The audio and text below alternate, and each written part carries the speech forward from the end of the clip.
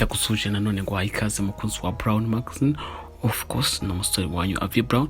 Aka kanya rero mba ngeze hano kugira ngo tugende tuganira ku makuru amwe namwe arimo agenda avugwa ku mbuga nkoranyambaga ndetse no mu myidagaduro muri rusange.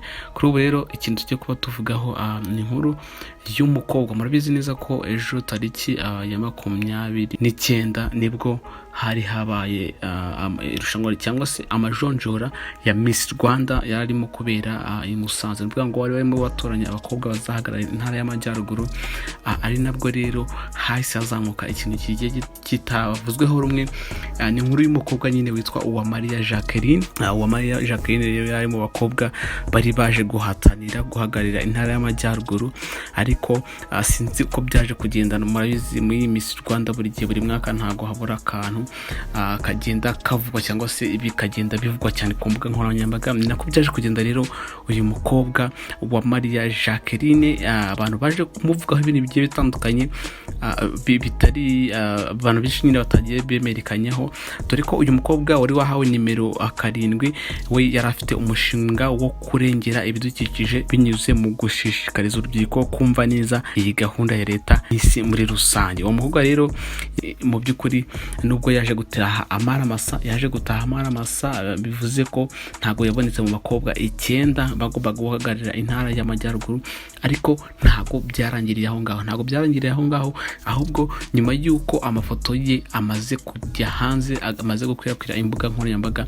abantu bagiye bavuga ibintu bitandukanye, dore ko hari nk'abagiye bavuga rwose amagambo wakumva atari meza ha ruhande rumwe cyangwa n'urundi. Umukobwa yaje kuvugwaho ibintu byinshi bitandukanye, ndetse bamwe barenga gutebya, ahubwo hazamo n'ibyo wakwita gusebya cyangwa se kwandagaza umuntu, nyine twavuga nko kwibasira umuntu ukoresheje imbuga nkoranyambaga. Ku mafoto y'uyu mwari rero yashyizwe ku rubuga rwa Instagram rwa Miss Rwanda hajemo ibitekerezo byinshi, ariko ubona ko batari bamwishimiye bamuvuga nabi. Aya mafoto kandi ye yakoreshejwe ku rubuga rwa Twitter so kumwibasira bishyira kera.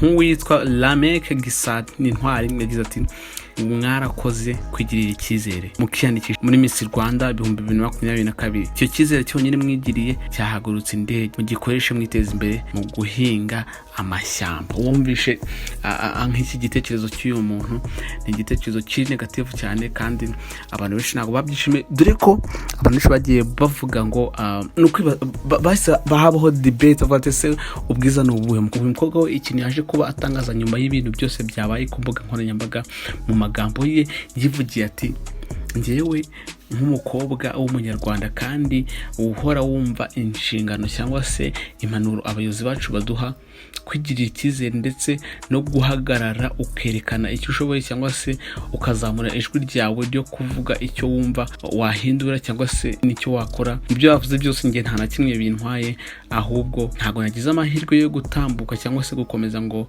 mpagarare intare yanjye, ariko nubwo ntakomeza wenda muri Miss Rwanda, ariko nzakomeza kwigirira icyizere kandi nzashakisha uburyo bwose ku buryo intumbero zanjye n'ibyifuzo byanjye byo nzabigeraho, kandi nkabikorana n'abumva neza igitekerezo cyanjye. Ibyo bavuze byose njye ntacyo bimbwiye, ahubwo kandi ntabwo ushobora kunca intege. Anavuga ko ahubwo kuba abantu bakomeje kumugarukaho cyane ari inyungu ze, ari nabyo bizafasha kumenyekanisha neza icyo yashakaga kumva, dore ko kuba nyine abantu bagiye bamugarukaho ni nako ibitekerezo bye cyangwa se umushinga we abantu benshi nanone bagiye babigarukaho, kugira ngo mu by'ukuri nubwo wenda bagiye bamuvuga ibintu bitari positive, ahubwo ni nako yagiye bituma amenyekana kandi n'umushinga we umenyekana. We yavuze ko nta definition y'ubwiza, ahubwo ubwiza buterwa n'ureba.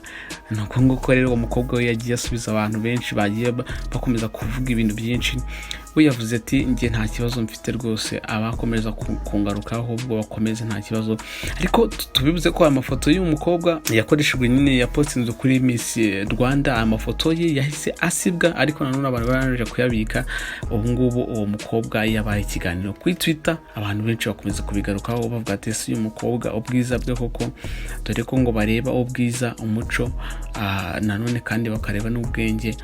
Bavuga ati se ntago yaba yibeshye ko wenda wenda afite ibyo bindi bitatu ariko ubwiza bwe budahagije ku buryo yajya muri Miss Rwanda. Ibyo ngibyo ni ibintu nyine ni topic ikomeje kuzamuka cyane ku mbuga nkoranyambaga, ni ibiganiro byinshi abantu bakomeje kugarukaho. Reka tubabwire ko ari ibyo bintu twari turimo tuganira. Se ubundi wowe wamubonye ute? Ngiyi foto yiwe umukobwa uramubona ute? dore ko njye ndabona ni umukobwa mwiza kandi burya koko ubwiza buterwa ubwiza burya bugenwa n'ureba. Reka sinzi niba abantu bose tubona kimwe. Reka rero ngiye ngushimire, wenda nawe washyira igitekerezo cyawe ko bibona. Reka tuzasubira ubutaha. Ciao ciao. Umusore wanyu Afite.